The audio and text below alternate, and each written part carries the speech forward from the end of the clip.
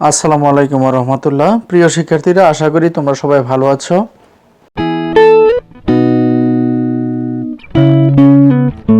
আজ নবম দশম শ্রেণী বা এসএসসি পরীক্ষার্থী তোমরা যারা রয়েছো তাদের ফিজিক্সের চতুর্থ অধ্যায় কাজ ক্ষমতা ও শক্তি থেকে ময়মনসিংহ বোর্ড 2021 সালে যে সৃজনশীল প্রশ্নটি এসেছিল সেই সৃজনশীল প্রশ্নের গ এবং ঘ এই দুটি সমাধান করব ইনশাল্লাহ। তাহলে চলো আমরা প্রশ্নটি প্রথমে একটু দেখে নেই। এখানে এটি পরন্ত বস্তুর একটি উদ্দীপক দেওয়া আছে, যেখানে এ হলো তার সর্বোচ্চ অবস্থান। এই বস্তুটি ভূমি থেকে 80 মিটার উচ্চতায় রয়েছে এ বিন্দুতে। এখানে আমাদেরকে উদ্দীপক অনুসারে বলা হয়েছে এম বিন্দুতে বস্তুর গতিশক্তি হলো 180 জুল। গ প্রশ্নে চাওয়া হয়েছে এম অবস্থানে বস্তুটির বেগ নির্ণয় করো।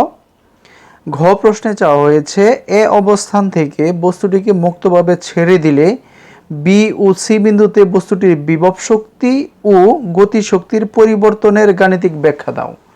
তাহলে চলো আমরা গ এবং ঘ এই দুটি প্রশ্নের সমাধান দেখে নেই। এখানে প্রথমে আমরা লিখতে পারি,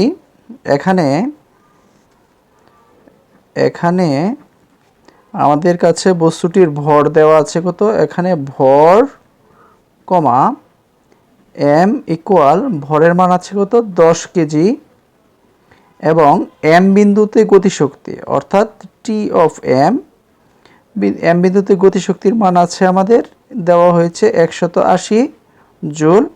আমাদেরকে এম বিন্দুতে তার বেগ নির্ণয় করতে হবে, বেগ সমান হোয়াট। এখন আমরা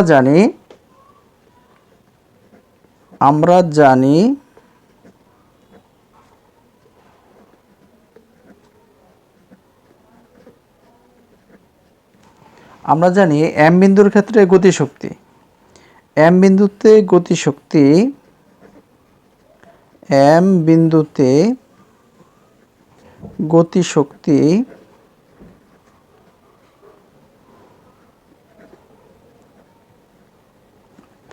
সমান কি? এম বিন্দুতে গতিশক্তির সূত্র হলো half M v square. M বিন্দুতে গতিশক্তির সূত্র হাফ এম বি স্কোয়ার। বা আমাদের কাছে দেখো এম বিন্দুতে গতিশক্তির মান দেওয়া আছে কত 180 জুল। তাহলে আমরা বাম পাশে লিখতে পারি 180 সমান হাফ ইন্টু এই এম এর মান হলো 10 কেজি। তাহলে এখানে লিখতে পারি আমরা 10 ইন্টু বি স্কোয়ার। এখন দেখো যদি আমরা বাম পাশে 180 লিখে দিলাম আর ডান পাশে দেখো 2 দিয়ে যদি 10কে আমরা ভাগ করি তাহলে এখানে হবে 5 ইন্টু ভি স্কোয়ার। বা আমরা এখন যদি ভি স্কোয়ার বা সবটা এই পাশে করি, পক্ষান্তর করি, তাহলে এখানে হবে 5 ভি স্কোয়ার সমান 180।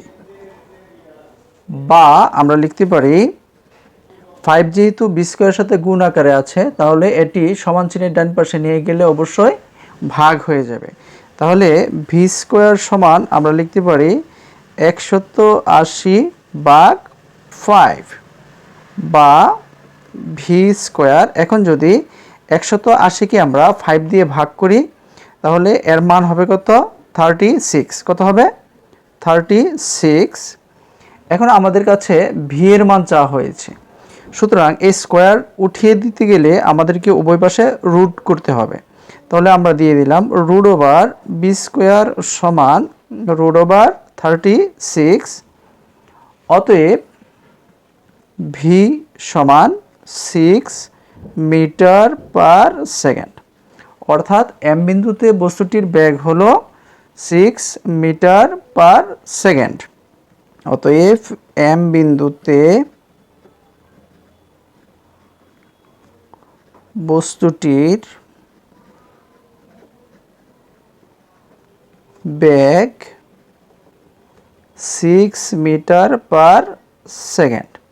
প্রিয় শিক্ষার্থীরা, আশা করি এই অঙ্কটি তোমরা বুঝতে পেরেছ। তাহলে চলো এখন আমরা ঘ নং যে প্রশ্নটি রয়েছে সেই প্রশ্নের সমাধানটি ঘ প্রশ্নের সমাধানে আমাদের কাছে চাওয়া হয়েছে এ অবস্থান থেকে বস্তুটিকে মুক্তভাবে ছেড়ে দিলে বি ও সি বিন্দুতে বস্তুটি বিভব শক্তি ও গতিশক্তি পরিবর্তনের গাণিতিক ব্যাখ্যা দাও।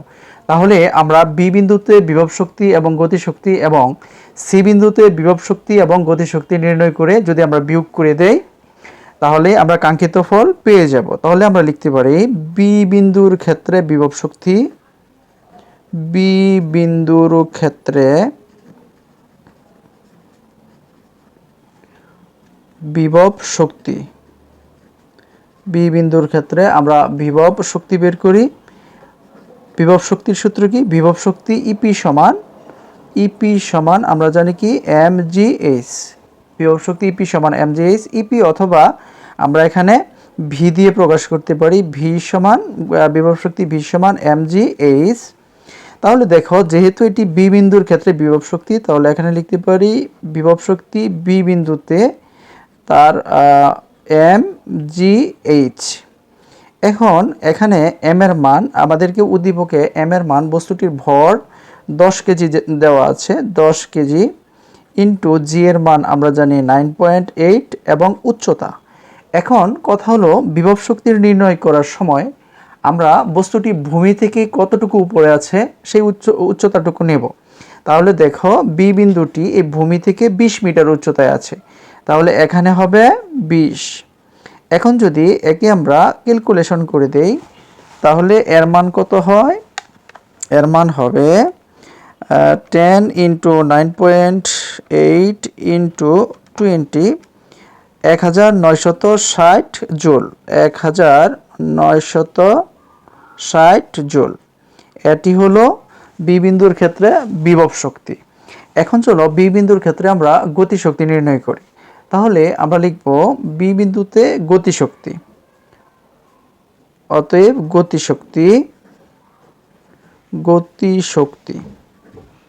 গতিশক্তির সূত্র আমরা কি জানি? গতিশক্তি ইকে সমান হাফ এম বি স্কোয়ার। গতিশক্তি ইকে সমান হাফ এম বি স্কোয়ার, অথবা ইকে না দিয়ে আমরা টি দিয়েও প্রকাশ করতে পারি, টি সমান হাফ এম ভি স্কোয়ার। তাহলে এখানে কোন বিন্দুতে গতিশক্তি? বি বিন্দুর ক্ষেত্রে গতিশক্তি। তাহলে এখানে লিখব টি অফ বি সমান half M v square.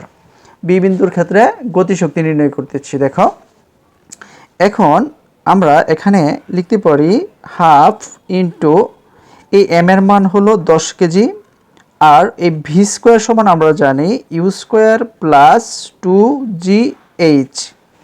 B square সমান ইউ স্কোয়ার প্লাস 2gh। এখন আমরা দেখো এখানে যদি 2 দিয়ে এই 10কে কাটাকাটি করি বা ভাগ করি তাহলে এখানে হবে 5। আর আদিবেগ বস্তুটি পরন্ত বস্তুর আদিবেগ 0 থাকে, সুতরাং এখানে হবে 0 স্কোয়ার। তাহলে আমরা 0 স্কোয়ার না লিখে একবারে লিখতে পারি 2gh। এখন দেখো যদি এখানে মান বসিয়ে দেই তাহলে এখানে হবে 5 ইন্টু 2 ইন্টু 9.8 ইন্টু, এবার এই এইচ এর মান কত হবে? দেখো যেহেতু আমরা বি বিন্দুতে গতিশক্তি নির্ণয় করতেছি, তাহলে গতিশক্তি নির্ণয় করার সময় আমাদেরকে বস্তুটি সর্বোচ্চ যে উচ্চতায় ছিল সেই উচ্চতা থেকে বি বিন্দু পর্যন্ত কত সেটি নির্ণয় করতে হবে। তাহলে দেখো এখানে সবটুকু উচ্চতা হলো 80 মিটার, আর ভূমি থেকে বি বিন্দু হলো 20 মিটার। তাহলে এ বিন্দু থেকে বি বিন্দু নিশ্চয়ই কত মিটার? 60 মিটার। তাহলে এখানে আমরা লিখব 60 মিটার। বিভব শক্তি নির্ণয় করার সময় আমাদেরকে ভূমি থেকে উপরের উচ্চতা হিসাব করতে হবে, আর গতিশক্তি নির্ণয় করার সময় সর্বোচ্চ যে উচ্চতায় থাকবে বস্তু সেই উচ্চতা থেকে যেই বিন্দুতে আমরা গতিশক্তি নির্ণয় করব সেই উচ্চতাটুকু নিতে হবে। তাহলে এখন যদি আমরা এতটুকু ক্যালকুলেশন করে দেই তাহলে এর মান হবে ইন্টু 9.8 ইন্টু 60, তাহলে এর মান হবে 5880 জুল। 5880 জুল। আমরা বি বিন্দুতে বিভব শক্তি এবং গতিশক্তি নির্ণয় করলাম। একইভাবে এখন আমরা সি বিন্দুর ক্ষেত্রে বিভব শক্তি এবং গতিশক্তি নির্ণয় করব। তাহলে দেখো এখন আমরা সি বিন্দুর ক্ষেত্রে লিখতে পারি সি বিন্দুর ক্ষেত্রে সি বিন্দুর ক্ষেত্রে বিভব শক্তি সি বিন্দুর ক্ষেত্রে বিভব শক্তি আমরা জানি mgh। এখন দেখো একটু লক্ষ্য করলে এখানে দেখা যাচ্ছে সি বিন্দু, হ্যাঁ এখানে সি বিন্দু উদ্দীপকে দেখো এখানে সি বিন্দু ভূমিতে অবস্থিত, সুতরাং এই ক্ষেত্রে ভূমিতে তার বিভব শক্তি কত হবে? 0 হবে, 0 জুল। পরন্ত বস্তুর ক্ষেত্রে এখানে যেহেতু আমরা বিভব শক্তি হিসাব করার সময় উচ্চতা ভূমি থেকে উপরে নেই, কিন্তু এখানে সি বিন্দু ভূমিতে অবস্থিত আর এই কারণে সি বিন্দুর উচ্চতা 0 হওয়ার কারণে সম্পূর্ণটা গুণ দিলে আমাদের 0 হয়ে যাবে। তাহলে আবার অতএব আমরা সি বিন্দুর ক্ষেত্রে গতিশক্তি নির্ণয় করব। তাহলে লিখতে পারি গতিশক্তি সমান হাফ এম ভি স্কোয়ার। তাহলে এখন দেখো এখানে হাফ ইন্টু এম এর মান হলো আমাদের 10 ইন্টু এই ভি স্কোয়ার এর জায়গায় আমরা লিখতে পারি ইউ স্কোয়ার প্লাস 2gh। এখন যদি আমরা এখানে ক্যালকুলেশন করি তাহলে দেখো এখানে কাটাকাটি করলে বা ভাগ করলে এখানে হবে 5। যেহেতু আদিবেগ বস্তুটি পরন্ত বস্তু ছিল, আদিবেগ 0, তাহলে এখানে শুধু 2gh থাকবে, তাহলে 2gh।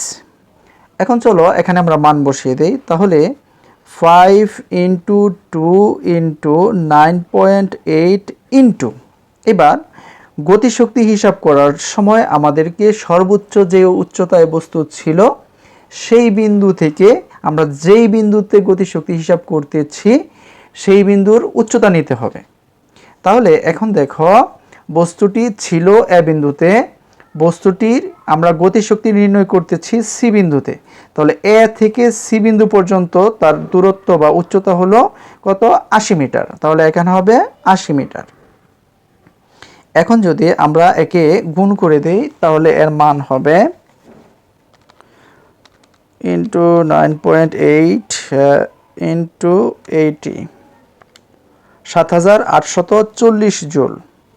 7840 জুল।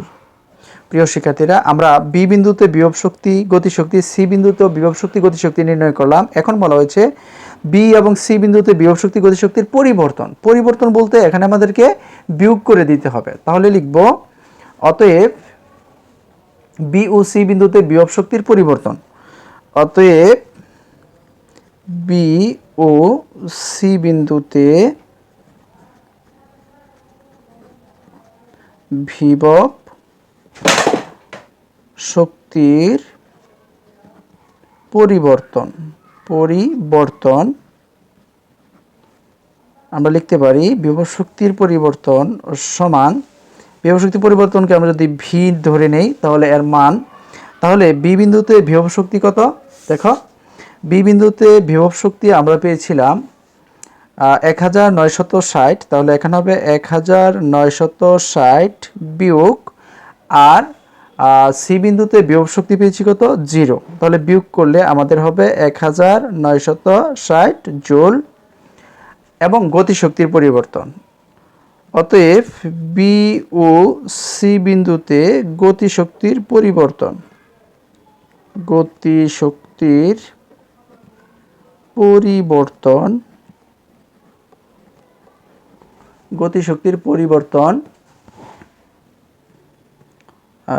টি সমান আমরা লিখতে পারি, দেখো এখানে সি বিন্দুর গতিশক্তি বেশি, তাহলে 7840 মাইনাস, আর বি বিন্দুতে তার গতিশক্তি হলো 5880, তাহলে 5880।